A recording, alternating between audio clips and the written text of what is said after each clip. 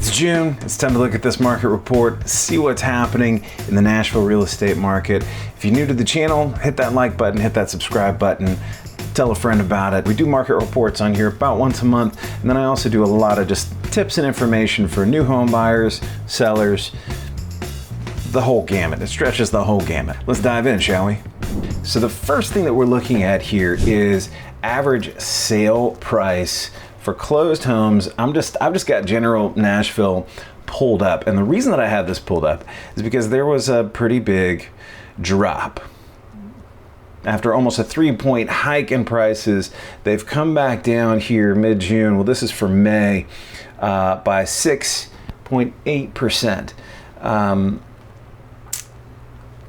There's people focused really greatly on this. A guy that I follow, his market report this month really focused a lot on this particular fact.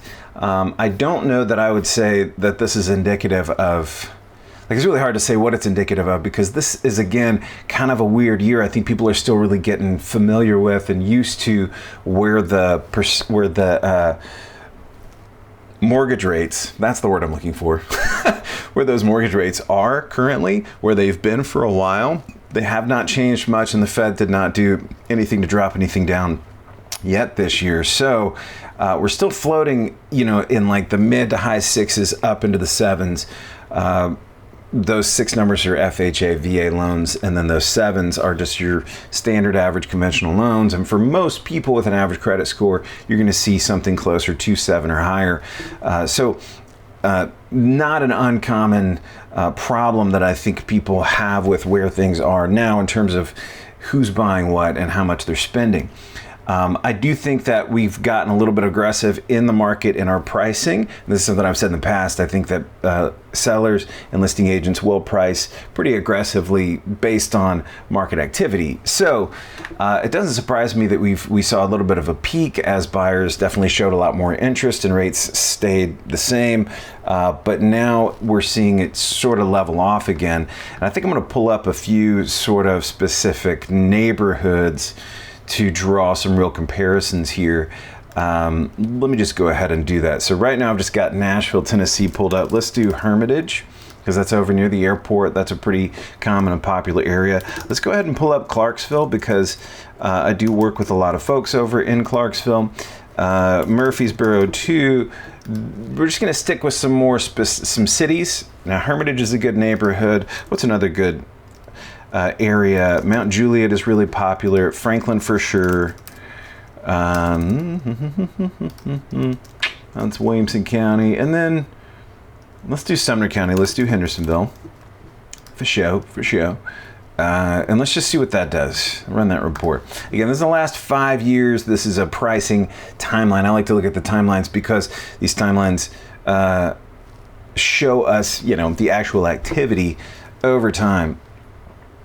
Pretty much everybody kicked down. Who's this that went back up? This is in Clarksville. Oh yeah.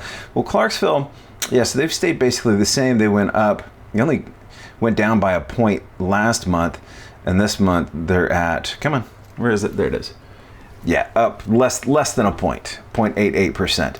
So here's the thing. If you go back the last 5 years, this top line is your Franklin number, and then this middle blue line is your Nashville number. If we go back and we look at April of 2023, so overall these numbers look really similar to what they look like now in terms of they went up, and then in May they went back down for the most part. Looks like in April or in May in Franklin last year it did kick back up. But if we look at this trend, last year was a really weird year. If you go back, here's the thing that I'm kind of thinking about is in 2022, 2021 not so much. 2020 May, went down. In 2020 went down. Actually went down in some areas in 2021, and in 2022 definitely came down in a lot of areas from April to May. So it's not an uncommon thing to see a drop at this point, because what's going to happen later in the year is it is going to get warm again. As the weather heats up, the market does tend to usually follow suit. Now, this is all going to depend on a lot of factors. I think rates are going to play a factor, availability, listings. So instead of pricing trends, let's go look at some activity. Let's look at new listings. Yeah, so new listings were spiking toward the end of the year and kicking into this new year. We had, let's see, January to February, March, March and April, pretty much everybody was trying to list a lot more houses. And then everybody looks like they're kicking way down. It looks like the only place that really went up was maybe Murfreesboro, and Mount Juliet went up a little bit, or stayed kind of the same. So listing activity is one of these areas where we're going to see sharp declines, or a decline in interest. If there's less listings, there's going to be a decline in interest because there's just less property for people to look at. They're going to be spending this much money on percentage rates. If you're selling a property, just make sure it's ready and it's most marketable for that sale. That's where you're going to get the highest price point. Everything about this market tells me, one way or the other, it tells me now that if you want to sell a property, you got to market it well. You got to have a great team of agency behind you. All the media and all those photos and everything is really important in terms of selling the property and making sure that marketing is correct, that production quality. Whether your house is worth $150,000 or $1.5 million or $3 million. All of that is going to be important. Obviously, in luxury markets, people are used to doing that. This is a market that beggars are choosing. People are being very conscious about how they're spending their money. If we look at not just new listings, but let's look at closings, things are picking up here. So even though the homes seem to be selling for a less average price, and this is an average price, that could mean because we're seeing more closings, well, these closings are about 30 days behind. So I guess next month would tell us, based on this price decrease on average, where some of these numbers are coming from. But again, that price decrease could be a result of if some of those listings took longer to close, or took longer to, those contracts took longer to close, like 60 plus days. Well, then of course we're going to be seeing a lot more closings happening at a lower price point because they were listed a few months ago when it was colder, when the prices were down a little bit lower. So I think in the next couple of months we may actually see prices go back up as a result of how much listing activity we had in a broader range of price points. And I am seeing days on market happening, or looking, let's look at average days on market for closed. So these days on market are coming down, but look, they were peaking at over 50 days in some of these areas. Clarksville in particular, homes have been sitting quite a while. I had a couple of listings that sat for quite a long time. So if we look over, Hermitage is one of these neighborhoods inside Nashville that seems to be getting a lot of activity. Smyrna is another one. Antioch is another good neighborhood to look at in terms of where there seems to be a lot of attraction and interest in these areas.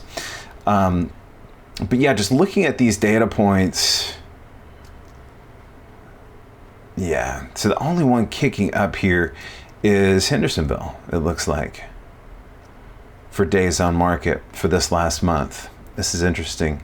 Pulling these up and comparing them together, I think, is the only real way to get an accurate picture of what's happening in the greater area. I want to look at the average contract to close, where these numbers are sitting. So 46 days. So 45 days is like your average conventional time frame for closings, but I'm seeing 58 days here in Clarksville. So this might be a lot of veteran VA loans, but Franklin and Hendersonville are also up in the 50s. So that, again, really may not be the case. And Franklin, that's interesting, 54 days contract to close. There's been a lot of good new construction down there that I'm seeing. It's a higher price point for sure. But these peaks, gosh, look at these numbers way back here in 2021, just how long it was taking people to close. So there was a really big boom of new construction, Nichols Vale and some other new construction properties that were coming up in Mount Juliet around this time, 2021. A number of builders were building over there for sure. So that may have contributed to some of these longer time frames. But yeah, see how tight everything is all right here in April and May of this year. Everybody's really close and they're sticking at or below that 60-day mark. So I do think that we'll see a more accurate price index in terms of where the average home price is over the next 60 days, because you got to think about how long things are taking to close. So I think the price point, you really got to look back a few months and figure out, how long did it take these houses to close and what got them to this price? Where were we then, if that makes sense? Anyway, what does this look like for the next few months? Man, let me go back over here to new under contract. Okay, so new under contract. You notice how all these lines, look really similar over the last couple of years. A little bit more sporadic, and definitely had a lot more new under contract homes a couple of years ago, back in 2019, 20, into 21, started to decline 22 last year for sure. But we're already over 2023 last year when rates got really bad. We've already pushed past a lot of those numbers for a lot of these areas, which is a good sign, I think, in terms of activity and what's happening. And in terms of people's value, overall, I don't see a major decrease in people's values happening in these numbers. So I think that this summer, again, we should see a little bit of a healthier summer happening, even though we're dipping right here in May. If you look in May 2022, 2023, these are just hard years to look at.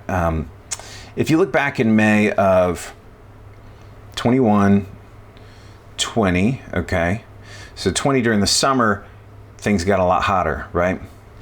But back in 19 and in 2021, it did sort of taper off as the summer went in terms of, at least in general, or the hump is in these summer months regardless, right? So this peak number up here is going to be Nashville. That next number is going to be Clarksville in terms of new under contract, and then Murfreesboro. That's interesting how these areas just flip-flop across these different charts. But I think what this is telling, at least how I'm interpreting this, is we're looking at a healthier year so far compared to last year, for sure. So a healthier year means that more than likely over these summer months, like I've said already in this video, I do think that we'll see some increased activity, and I think that's positive. We need to be selling houses to keep values up and to be able to really know and predict what's going to happen going forward. So I think this is all good, and these are good signs and indicators for hopefully a pretty healthy summer. I hope this market report was helpful, and I hope that you'll give me a call if you have any questions or need anything from real estate agents. I'll see you in the next video.